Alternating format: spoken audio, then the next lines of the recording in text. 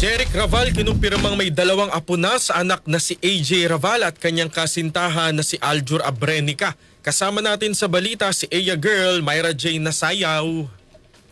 Kinumpirma ng aktor na si Jeric Raval na may dalawa na siyang apo sa anak niyang si AJ Raval at kasintahan nitong si Aljur Abrenica. Sa isang panayam, inamin mismo ni Jeric na isang 1-year-old na lalaki at 9 months old na babae ang mga anak ni AJ at Aljur, kung saan ang panganay ay tinatawag pa nilang Al Jr. dahil sa pagkakahawig nito sa kanyang ama. Sa ngayon, wala pang pahayag si Aljur at AJ tungkol sa revelasyon ng action star, ngunit una nang itinanggi ng dalawa na wala pa silang anak kasunod ng mga pregnancy rumors ng actress. 2023 nang formal na aminin ni AJ at Aljur ang kanilang relasyon matapos ang hiwalayan ng aktor at ng aktres na si Kylie Padilla noong 2021. At yan ang aking showbiz chika ngayong Lunes ng umaga. Ako si Myra Jane Nasayaw, Tatak Armen.